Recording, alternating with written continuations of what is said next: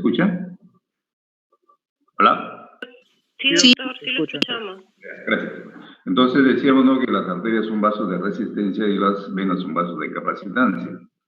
De manera, ¿no?, de que la gran cantidad de volumen de sangre está distribuida predominantemente en las venas.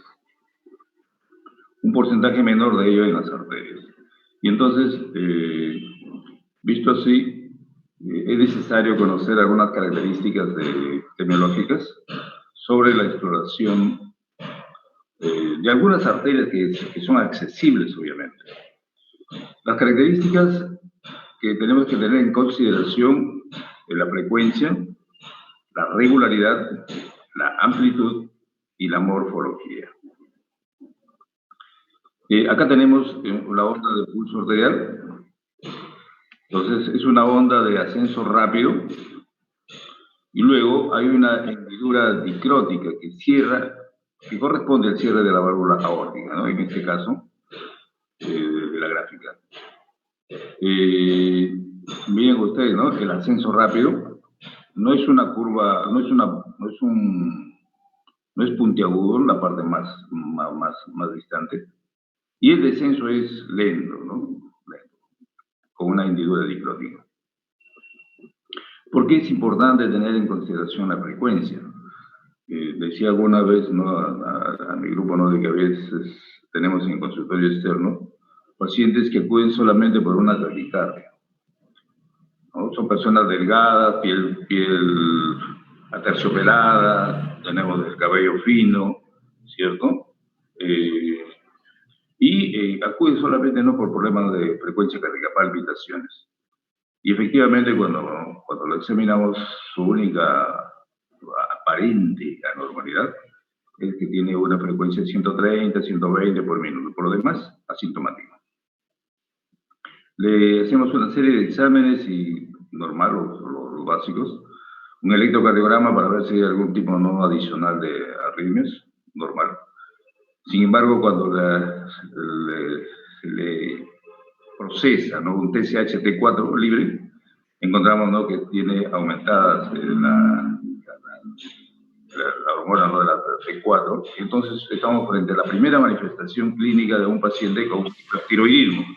En este caso, solamente por la frecuencia cardíaca, ¿no? Es el primer hallazgo en el caso de un hipertiroidismo. No hay otro tipo de sintomatología, ¿no? Hay que ser muy sutil, ¿no?, para poderlo encontrar. Algunos tipos, ¿no?, de pulsos que hemos estado desarrollando, lo hicimos, ¿no?, en una clase casi en la primera semana, y los libros también lo señalan. El pulso en martillo de agua, ¿cierto?, que es básicamente que se presenta, ¿no?, en la regurgitación aórtica, ¿no? Este tipo de pulso generalmente tiene una característica en su onda, ¿no? O sea, acá tenemos una onda rápidamente que asciende, es puntiaguda, normalmente no es puntiaguda, y una rápida caída. Entonces acá tenemos el R1, el primer ruido cardíaco, el segundo ruido cardíaco. Entonces el volumen sistólico de una persona que está representado por 70 mililitros, ¿no? 70 mililitros. Entonces, está representado aquí por esta gran ascenso de esta curva. Y luego, un rápido descenso. ¿Dónde se presenta este tipo de pulso? En patologías como regurgitación aórtica. Si queremos hacer un mucho más conexo con algunos otros signos, diríamos, ¿no?, que la presión diferencial es amplia. ¿Cuál es la presión diferencial? ¿Cómo se obtiene la presión diferencial? Ya lo hemos dicho, ¿no? Es la diferencia entre la presión arterial sistólica y la presión arterial diastólica, ¿no? 30-40 milímetros de mercurio es la presión diferencial o presión de pulso. En este caso, va a tener mucho más. Va a tener 60-50 milímetros de mercurio, ¿no? Este tipo de pulso se le conoce también, ¿no?, pulso en martillo de agua, pulso de Corrigan, pulso colapsante. Es amplio y lleno. ¿En qué patologías adicionales, aparte, ¿no?, de la regurgitación aórtica se encuentra. Hay otras patologías, ¿no? Pero ya que estamos recién iniciando semiología, sea el prototipo, ¿no?, de la presencia de este tipo de pulso en esta valvulopatía, regurgitación aórtica. Luego, tenemos el pulso de parvus y tardus. Miren ustedes la gráfica, ¿no?, del pulso, un poquito que no se... en la parte inferior, está R1, R2, el ascenso es lento, ¿no?, tardío, de ahí que venga la denominación de parvus y tardus. Ascenso y descenso lento, suele haber una hendidura anacrótica, ¿no?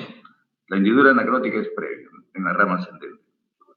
Entonces, es un latido pequeño, débil, ¿no?, un pico sistólico retardado, debilitado, y aquí, a diferencia, ¿no?, el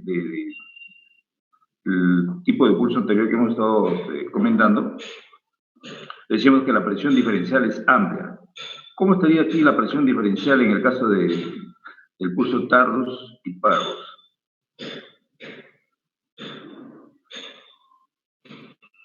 Entonces la presión diferencial va a ser disminuida. Está disminuida, ¿no? Realmente en este tipo de pacientes hay un aumento de la resistencia vascular periférica, ¿no? La presión diferencial va a estar disminuida por una disminución del pulso, perdón, una disminución del volumen sistólico. La patología básica, la valvulopatía básica que podemos encontrar este tipo de pulso es en la estenosis aórtica. Entonces, bien, estos dos tipos de pulsos hay que aprenderlos, ¿no? Pulso en martillo de agua, y en realidad sí, cuando uno tiene una patología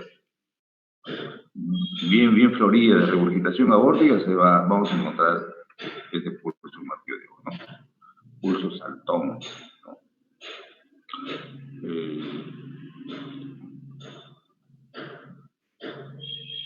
Entonces acá tenemos otro tipo de pulsos, el pulso alternante, ¿verdad? Mire que hay dos ondas, y entre las dos ondas hay una pequeña, ¿no? O sea, aquí está, de cada dos latidos, el segundo es más débil que el primero, se alterna. Pero tiene un ritmo normal, pero el volumen sistólico es variable, ¿no? Hay un volumen sistólico, acá hay otro volumen sistólico, y nuevamente vuelve al anterior, ¿no? Y generalmente se va a presentar en la falla ventricular izquierda. Este tipo de pulso alternante mayormente lo podemos con más nitidez precisar cuando tomamos la presión arterial, ¿no? Ahí lo vamos a encontrar mucho mejor. El pulso paradójico ya lo hemos también comentado en alguna oportunidad, y hemos señalado de que, bueno, están llevando al módulo, que el taponamiento cardíaco, ¿no?, o la pericarditis constrictiva nos puede dar este tipo, ¿no?, de pulso. Claro, dice pulso, pero estamos aquí utilizando un esfigmomanómetro. Realmente es mucho mejor, ¿no?, utilizar el esfigmomanómetro. Y la característica de la misma es de que hay una reducción de la presión arterial en más de 10 milímetros de mercurio con la inspiración. Entonces le pedimos al paciente que inspire profundamente, ¿no?, en el proceso mismo de la toma de la presión arterial, y vamos a encontrar una disminución mayor, ¿no?, de 10 milímetros de mercurio. Algunas veces se ha magnificado, bueno, la literatura también lo señala, ¿no?, la intensidad o la amplitud del pulso. Y así tenemos ausente no palpable, 0, reducido apenas palpable, 1. Lo esperado es 2, ¿cierto? Entonces, podemos señalar en nuestra historia clínica, ¿no?, amplitud del pulso 2, ¿no?, cuando ya es saltón o aneurismático, 4, ¿no? Saltón, por ejemplo, cuando un paciente viene con una hipertensión arterial, 180, 110, va a ser saltón, la amplitud va a ser tan intensa, ¿no?, uno percibe, ¿no?, como saltón el latido, ¿no?, de la arteria, bueno, si es radial o braquial, donde usted esté tomando, ¿no?, el pulso. Y entonces, aquí tenemos algunos sitios que es necesario tomar el pulso por una patología muy frecuente, ¿no? Sobre todo en las personas mayores de 60 años, ¿no? Que es la enfermedad arterial periférica. Tenemos aquí el tibial posterior, ¿no? Acá tenemos el maleolo, entonces maleolo interno. Por la parte posterior del maleolo interno, ¿no? Vamos a ir a buscar el pulso de la arteria tibial posterior. Obviamente hay que ver si son simétricos, ¿cierto? Acá tenemos el pulso de la arteria poplitea, ¿no? El hueco popliteo, si lo vemos de la cara anterior, luego de la cara posterior, ¿no? Entonces es importante también, ¿no? El describir el hallazgo de las características del pulso en esta área del cuerpo. En las arterias femorales, de igual manera, ahí tenemos también una gráfica. Sin embargo, diríamos que esas son mayormente, ¿no?, las características del pulso. Bueno, el ritmo, ¿cierto? El ritmo también hay que tenerlo en consideración. En el caso, por ejemplo, de las arritmias cardíacas, sobre todo, ¿no?, una de las más frecuentes arritmias, como es la fibrilación auricular, básicamente, ¿no?, con la toma del pulso uno puede ya ir presumiendo, ¿no?, que ese paciente tiene, ¿no?, por lo menos una arritmia. Y dentro de las arritmias más frecuentes es la fibrilación auricular. Si es un paciente de 80 años, 70 años, lo más probable es que tenga este tipo de arritmia. Y si encontramos un pulso diferencial, la frecuencia cardíaca, ¿no?, bueno, hacemos un conteo de cuántos latidos cardíacos tienen, 140, y el pulso tenemos 100, entonces vamos a decir que hay un pulso deficitario, ¿no? Entonces, el pulso deficitario también abona, ¿no?, al hecho de que este paciente pueda tener una fibrilación auricular. A mí que la fibrilación auricular se puede presentar de diferentes maneras, ¿cierto? El paciente puede acudir con manifestaciones de insuficiencia cardíaca, puede acudir por manifestaciones, ¿no?, de dolor torácico, puede acudir por manifestaciones de una enfermedad vascular cerebral, una isquemia o de repente, ¿no?, una trombosis mesentérica. Pero usted ya tiene, ¿no?, dos elementos a propósito del tema, ¿no?, el ritmo y el pulso deficitario que vamos a encontrar en este tipo de patología. Entonces diríamos, ¿no?, que hasta ahí, bueno, eso es lo que nos toca en semiología, ¿no? Pero hay que hacerle estamos en clínica y es necesario conocer, ¿no?, qué otras situaciones más podemos tener utilidad en el hallazgo, ¿no?, del examen, ¿no?, del pulso arterial. Entonces, una de las enfermedades más frecuentes que tenemos, ¿no?, sobre todo en las personas de edad, es la enfermedad arterial periférica. Entonces, es una de las manifestaciones clínicas de la ateroesclerosis que afecta a la aorta abdominal, ¿no?, y sus ramas terminales. Se caracteriza por estenosis u obstrucción de la luz arterial debido a placas de ateroma originadas en la íntima, ¿no?, lo cual proliferan hacia la luz arterial provocando cambios. Obviamente eso, ¿no?, estenosis, ¿verdad? Disminución del lumen arterial y por lo tanto disminución del flujo sanguíneo a las partes más distales de la economía. Entonces vamos a examinar, ¿no?, en los miembros superiores. Porque en los miembros superiores también tenemos arterias, obviamente, ¿no? Entonces ya se ha manifestado alguna vez también la realización del test de Allen. Normalmente en la emergencia o en la unidad de cuidados intensivos, más aún ahora, ¿no?, siempre solicitan, ¿no?, la determinación de AGA y electrolitos, y entonces tenemos que tomar una muestra arterial, ¿no? AGA, ¿no?, análisis de gases arteriales, ¿cierto? No dice análisis de gases venosos, arteriales. Entonces tenemos que pinchar una arteria. Pero en algún tipo, en un paciente senil hay que tener en consideración, ¿no?, que a lo mejor, si usted va a hacer ese tipo de procedimiento y teniendo una arteria cubital que esté con ateromas, Entonces, es necesario corroborar ello, ¿no? Porque si está obstruida la arteria cubital, para que usted va a lesionar, ¿no? Usar una arteria, la otra arteria va a tener problemas, no en la parte de la palma de la mano y los dedos, ¿no? Se pueden disminuir el flujo sanguíneo. Entonces, con la palma de la mano, con la palma del paciente mirando hacia arriba, comprime las arterias radial y cubital con los dedos. Pide al paciente que cierre y abra el puño 5 veces antes de dejar abierta la palma blanqueada. Libere la presión solo en la arteria cubital y observe para comprobar si se produce reperfusión palmar en 4 o 5 segundos. Si no se produce la reperfusión palmar, sospeche insuficiencia de la arteria cubital y no pinche la arteria radial. Este es un proceso sencillo, no rápido, no necesita mayores instrumentos.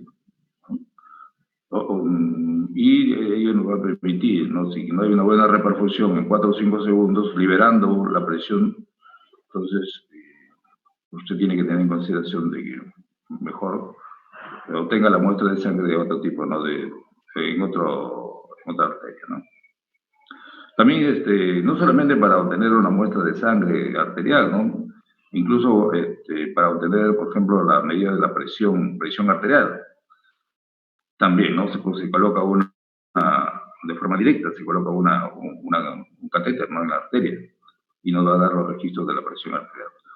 Porque la toma de la presión arterial con el esfigmomanómetro, ¿no? Según el método de Rivar-Wishik, realmente es un método indirecto de la toma de la presión arterial, no es un método directo.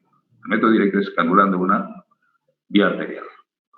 Entonces, para conocer un poquito de esta enfermedad arterial periférica, vamos a irnos a conversar sobre la epidemiología. Es importante. Entonces, ¿qué es lo que se señala esta gráfica, no? De cada cinco personas, una de cada 5 personas que acuden, ¿no?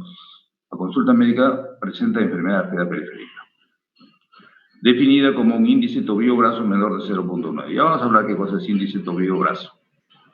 Una de cada 5 personas, ¿no? O sea, no es tan infrecuente esta patología.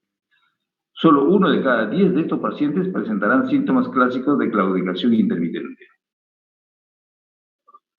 ¿no? Entonces, visto así, obviamente, ¿no? Si se confía únicamente en los síntomas clásicos de la claudicación intermitente, muchos pacientes con enfermedad arterial periférica pueden pasar desapercibidos, ¿cierto? Entonces, acá tenemos una población, ¿no? Los pintados en color naranja, ¿no? Acá tenemos un paciente con color pintado con color rojo. Miren, todos los que están en oscuro son pacientes, ¿no? Potencialmente que tienen la enfermedad y se está pasando desapercibidos, porque mayormente un gran porcentaje de estos pacientes son asintomáticos. Entonces, la enfermedad arterial periférica es un fuerte marcador de existencia de enfermedad arterioesclerótica en otros territorios vasculares, ¿no? Usted va a la tibial posterior y no percibe el pulso, o se va a la arteria pedia y no percibe el pulso. Usted tiene que descartar una enfermedad arterial periférica, ¿no? Se ha señalado también que pacientes con enfermedad arterial periférica tienen un riesgo 3 veces superior por mortalidad por cualquier causa y 6 veces superior de fallecer a consecuencia de cardiopatía coronaria. 6 veces la probabilidad, ¿no? Mire usted. Claro, la arteriosclerosis va a ser sistémica, obviamente, ¿no? Y entonces la posibilidad, ¿no?, de que presente también un evento coronario es 6 veces mayor en pacientes que sufren, ¿no?, problemas, ¿no?, de obstrucción de la arteria, en comparación con aquellos que no tienen este problema. ¿Y cuál es el cuadro clínico, ¿no?, por lo que acuden los pacientes? El dolor, ¿no?, la isquemia, ¿no? Bueno, acá hay una regla mnemotécnica para aprender, ¿no? Dolor, bueno, acá en inglés, dolor, parestesis, ausencia de pulso, parálisis, dice acá, palidez hipoiquilotermia, ¿no? La incapacidad, ¿no?, de regular, ¿no?, la temperatura en las extremidades inferiores, ¿no? Por eso vamos a tener aquí los pies fríos, helados, ¿no? Y en la exploración física, obviamente hay que tener en consideración la coloración de la piel. ¿Cuál va a ser la coloración de la piel, ¿no?, en un paciente con una isquemia? La temperatura, el llenado capilar distal, la integridad de la piel y la presencia de los pulsos, lo que habíamos conversando, ¿no? Aquí faltaría ver, ¿no?, también algunos otros signos que lo vamos a ir mencionando a la medida que avancemos. Entonces, ¿cuál es la evolución de la enfermedad arterial periférica? Acá tenemos en el lado izquierdo de su pantalla, tenemos la luz de una arteria, ¿cierto? En la parte superior, obviamente, ¿no?, que la luz se conserva su lumen, está intacto, pero si este paciente, acá está asintomático, obviamente, y a medida, ¿no?, que va progresando, porque esta es una enfermedad no de unas semanas, sino de años, a medida que va progresando la enfermedad aterosclerótica, se va progresivamente disminuyendo el lumen, la luz del vaso, ¿no? E incluso esta placa aterosclerótica, ¿no?, puede haber ruptura de la placa y formarse ahí un trombo, y puede producir una obstrucción total del lumen. Entonces, correlacionando los hallazgos anatomopatológicos con la clínica, diríamos, ¿no?, que en los primeros momentos nos vamos a tener una arteria normal, el paciente está asintomático, pero siempre considerar, ¿no?, quiénes de estos pacientes que acuden al hospital o al consultorio puede desarrollar, ¿no?, este tipo de patología, la enfermedad arterial periférica. ¿Quiénes son? Los pacientes hipertensos, los pacientes diabéticos, los pacientes bueno, fuman demasiado, etcétera, etcétera. Y lo otro es acá, ¿no?, en la parte ya, parte media, dice acá, estenosis mayor al 60% de claudicación intermitente. Miren ustedes, ¿no?, el porcentaje de la obliteración, del compromiso del vaso, 60% para que dé claudicación intermitente. ¿Qué cosa quiere decir claudicación intermitente, no? Dolor, ¿no? Realmente, ¿no?, la persona dice, tengo dolor en la pantorrilla, doctor, cuando camino más de 150 metros o menos de 150 metros. Y me cede cuando hago reposo. Esa es claudicación intermitente, ¿no? Es claudicación intermitente. Y en la parte ya baja, tenemos la estenosis mayor al 80% y es una isquemia crítica. Entonces, este paciente puede ir ya, ¿no?, a la necrosis y obviamente ya el tratamiento quirúrgico, ¿no?, la amputación. La primera causa de amputación no traumática es la diabetes. La primera causa de amputación no traumática es la diabetes, ¿no? Entonces, y es un factor de riesgo para enfermedad arterial periférica. Entonces hay que estar, ¿no?, un poco atrás de estos pacientes, ¿no?, para poderlos identificar rápidamente. Y bueno, acá hay, bueno, doctor, pero también presenta dolor, ¿no? Este tipo de pacientes presentan dolor también, ¿no? No solamente es por problemas arteriales, ¿no? Bueno, por problemas venosos también hay algunos pacientes que tienen dolor o por problemas neurológicos. Entonces aquí tenemos un cuadrito también, ¿no?, que nos sirve para diferenciar uno de otro. Muy bien. Y entonces,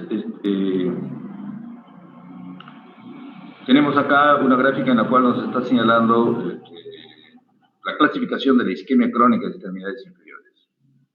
Los grados de Fontaine, los criterios de Fontaine, los criterios de Rutherford. Entonces es bien sencillo, ¿no? Paciente sintomático, pero que si hacemos un corte de alguna arteria, a lo mejor ya tiene menos del 60%, ¿no?, o menos del 60% de obstrucción, ¿no?, de la arteria, perdón, ¿no? Está obstruyéndose, pero está sintomático. Entonces, pero tiene factores de riesgo. Entonces grado 1. Grado 2A, entonces el paciente camina 150 metros, una cuadra y media de su domicilio, bueno, camina cuadra y media y ya comienza a tener dolor, ojea, ¿Qué es lo que hace el paciente? Obviamente, ¿no? Se detiene, al detenerse se percata que le cede el dolor. Y entonces se clasifica, ¿no? Cuando el dolor se presenta a una distancia mayor de 150 metros, decimos que estamos en un criterio de Fontaine de 1A. 1B es menor de 150 metros. Lo que es progresivamente, ¿no? La enfermedad se va evolucionando. A ver, perdón, que no veo. Y tenemos, ¿no? El grado 3, ya es dolor en reposo, o nocturno. Personas que se señalan, ¿no? No, bastante dolor en esa zona de la pantorrilla. Hay alteraciones de la sensibilidad ¿no? La persona tiene la frialdad, ¿no? Y palidez cutánea. Y el grado siguiente, el grado 4, ya bueno, ya hay lesiones y hay ulceraciones, ¿no? Ulceraciones. Entonces, estos son los grados de Fontaine que nos sirven, ¿no? Más o menos, ¿no? Para decir, este paciente ya está, ¿no? En una isquemia crítica, tratamiento quirúrgico, a lo mejor. Todavía está en 2A, 2B, tratamiento médico. Está en grado 1, prevención. Entonces, hay otra clasificación de Rutherford, que más o menos es la misma, ¿no? Más o menos es la misma, pero mayormente trabajamos, ¿no? Con los grados de Fontaine, ¿no? Entonces, nuevamente para recalcar lo que ya había dicho anteriormente, ¿no? Esta clasificación de Fontaine tiene implicaciones pronósticas, claro que sí, ¿no? En el estadio 1, asintomático, estadio 2, claudicación intermitente. Un tercio del mismo, 25-30% de mortalidad a los 5 años. Tratamiento médico, estadio 3, estadio 4, dolor en reposo, ¿no? O sea, ya no necesita caminar para que tenga dolor, ¿no? O sea, caminaba, entonces la demanda metabólica, ¿no? A cierta distancia, ¿no? Cuando ya no se cumplía esa demanda metabólica, entonces tenía dolor, pues. Entonces ahora ya no necesita hacer ello. Solamente que estando en reposo ya tiene la molestia, ¿no? Dolores nocturnos, ¿no? Incluso hay personas, ¿no? que tienen una característica, ¿no? Están en decúbito dorsal ya descansando y una pierna la colocan debajo prácticamente está colgando ya fuera, ¿no? del borde de la cama, porque así sienten alivio, ¿no? Y el estadio 4 son lesiones isquémicas, ¿no? Entonces acá tenemos ya un pronóstico, ¿no? Sobre lo que habíamos estado ya conversando. Entonces decíamos de que si usted tiene duda, ¿no? Está haciendo el examen de pulso pedio, pulso de la tibial posterior o las popliteas, y tiene un poco, ¿no? No sabe usted si verdaderamente no parece que el pulso está bien. Entonces mejor se va, ¿no? Al índice, para hacer el examen del índice tobillo-brazo. ¿En quiénes se puede solicitar? Aquellos que tienen síntomas o signos, obviamente, ¿no? Los miembros inferiores de enfermedad arterial periférica, los mayores de 70 años, entre 50 y 70 años que sean fumadores o diabéticos, menores de 50 años, ¿no? Con medio o alto riesgo vascular. La interpretación del índice tobillo-brazo, entonces un índice tobillo-brazo menor de 0.9 es sinónimo de menor, dice acá, ¿ya? Es sinónimo de enfermedad arterial obstructiva periférica. Aunque más del 80% de estos pacientes estén asintomáticos, ¿no? Y acá tenemos otros rangos que nos va señalando, ¿no? Enfermedad arterial periférica leve, moderada, o la presencia de una isquemia clínica. Muy bien, digamos, bueno, una gráfica es mejor que muchas palabras. Entonces ya tenemos acá, miren, los tobillos, ¿cierto? A los brazos, y le tomamos la presión arterial, ¿no? No nos podemos llegar, acá nos ayudamos con un Doppler, de esos que sirven para para ver todos los cardíacos fetales. Son accesibles, ¿no? Eso hay en todo hospital. Y consideramos, ¿no? La presión que encontramos más alta en cualquiera de los dos miembros, y de igual manera en los brazos, y hacemos lo siguiente, ¿no? La presión a nivel del tobillo, la más alta, acá en el ejemplo, 92 milímetros de mercurio. Y la presión en el brazo, ¿no? Lo más alto, tenemos 164. Es una proporción, la relación, ¿no? Dividimos, sale 0.56. Vamos a nuestro cuadrito y vemos la interpretación. Y 0.56 está acá, ¿no? Entonces tiene una moderada obstrucción. Moderada obstrucción. Entonces, con este método, el índice brazo-tobillo, o tobillo-brazo, podemos, en base, ¿no?, a estos rangos, considerar, ¿no?, si el paciente tiene o no alguna manifestación de enfermedad arterial periférica. Manifestación objetiva. Y miren ustedes, ¿no?, si ya nos vamos a ver si es sensible o específica este tipo de examen, encontramos un índice tobillo-brazo de 0.9 o menor, tiene una sensibilidad del 95% y una especificidad del 99%. Bastante, ¿no? Entonces, en relación con la angiografía de contraste, para una lesión estenótica de al menos el 50% del vaso. Obviamente, ¿no?, que lo ideal sería, pues, colocar un contraste, pues, ¿no?, y dibujar la arteria, ¿no?, pero eso demanda también, ¿no?, porque es un procedimiento un poquito cruento. Entonces, solamente con su procedimiento de buscar el índice tobillo-brazo podemos llegar, ¿no?, a una conclusión de si este paciente tiene algún tipo, ¿no?, de problema. Y entonces, ¿cuál es la historia natural de esta enfermedad, ¿no?, la enfermedad arterial periférica? ¿No? Ya nos ubicamos, presentación clínica inicial, vamos acá, claudicación, y el pronóstico a 5 años. Aquí vamos a ver en otra gráfica. En la isquemia crítica es el 1 o 2% de los pacientes con este tipo de problemas.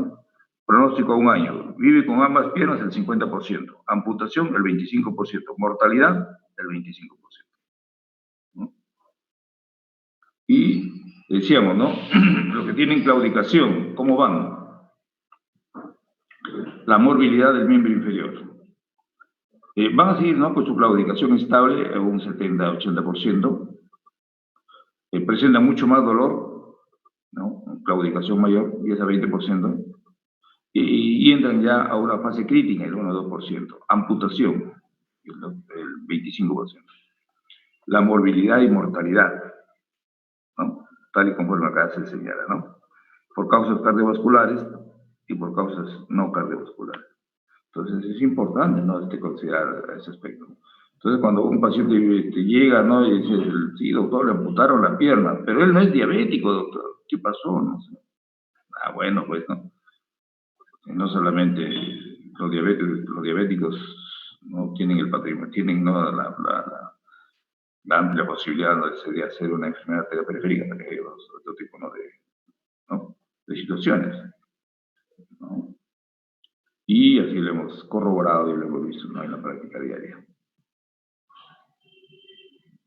Bueno, alguna vez ya estando con mi grupo, ¿no?, del módulo de 4 de cardiovascular, ¿no?, creo que fue el alumno Alburquerque o alguien por ahí que me presentó una gráfica. Algunos dicen 150 metros, otros dicen 100 metros, otros dicen 200 metros, pero en realidad es 150 metros, ¿no? Y acá se ha adicionado incluso la presión sistólica en el tobillo mayor de 50, ¿no?, 3A, y 3B, presión sistólica en el tobillo menor de 50 milímetros de mercurio, ¿no? Se ha adicionado, ¿no? En la primera gráfica que les presenté solamente había el estadio 1A y 1B, y luego 3. Pero ya en esta otra clasificación ya modificada, 3A, 3B, ¿no? 4A, 4B, 4A, úlcera, 4B, gangrena, ¿no?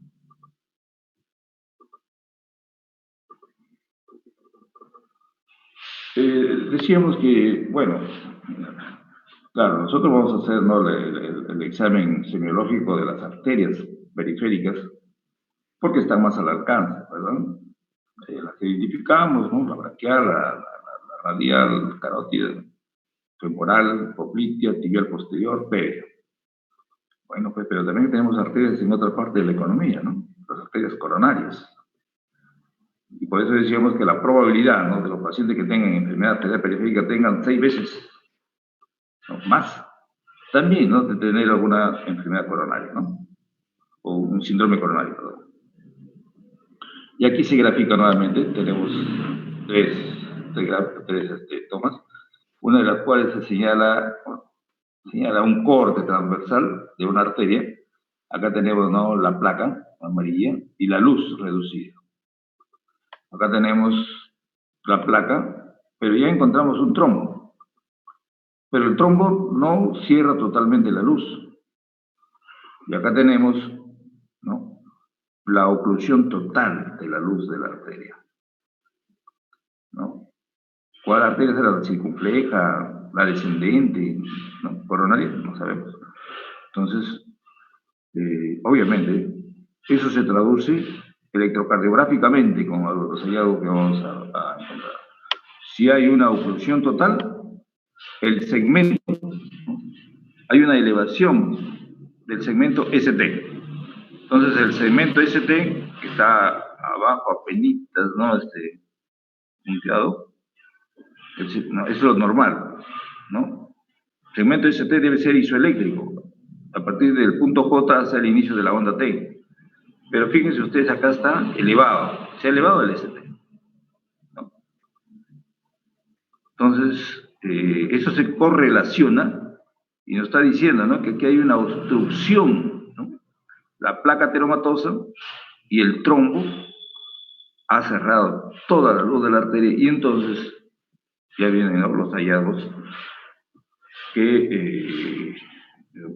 vienen las manifestaciones clínicas, en este caso electrocardiográficas. Y acá tenemos, cuando es parcial, la manifestación electrocardiográfica y acá también.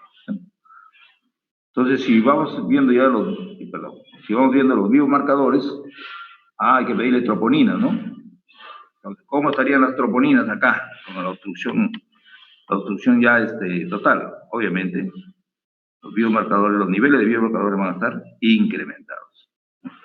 Entonces, esta diapositiva la traigo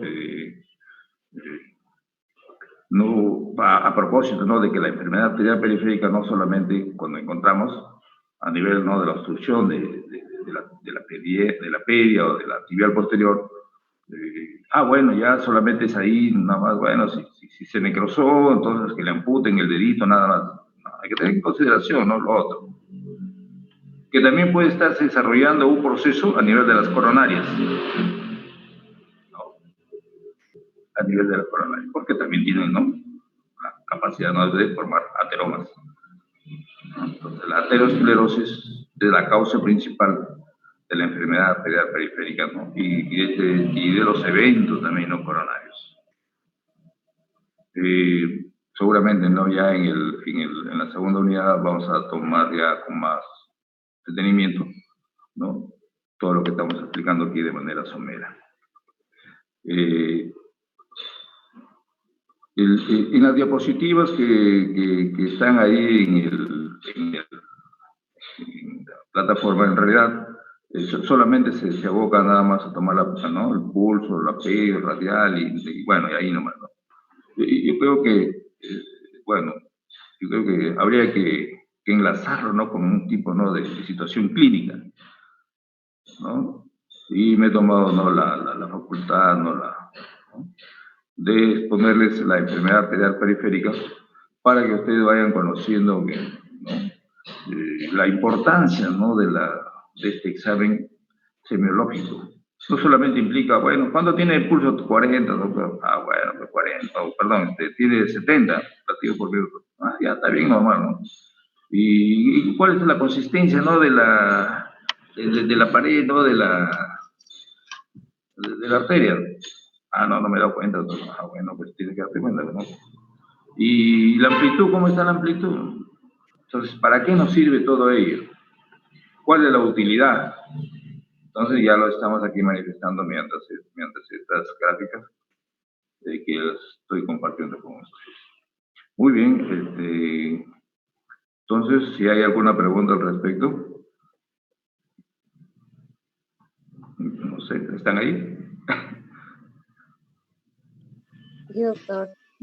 Muy bien, entonces, vamos ya avanzando, ¿no?, en el desarrollo de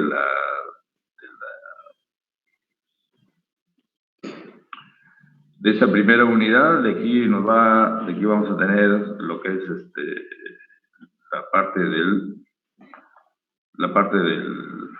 abdomen, ¿no? Entonces la parte del abdomen, y esto va a estar a cargo del doctor Marrufo. Luego viene la parte de músculo esquelético 1 y 2, que parte con la doctora Karen Núñez. Y finaliza con lo que es la parte neurológica, a cargo del doctor Carlos Bayona Zapata. Te había señalado, lo estoy reiterando nuevamente, ¿no? Tenemos dos pretextos todavía pendientes. Esperamos, ¿no?, que lo resuelvan ustedes antes que termine esta unidad, ¿no? No sé, bueno, aquí a lo mejor está algún representante de cada grupo, si tuvieran algún tipo, ¿no?, de situaciones en cuanto al desarrollo de sus temas modulares, me lo comunican directamente a través de su delegado. Esa es una modalidad nueva para nosotros, tanto para ustedes como para todos los docentes. Y lo que queremos es, en realidad, que todo el contenido de la asignatura se lleve a cabo de la mejor manera. Doctor. A ver, adelante, por favor, identifique. Doctor, sí, como usted está diciendo, sí, le avisamos si tenemos algún problema. Bueno, en la primera semana a mi grupo nos tocó con una doctora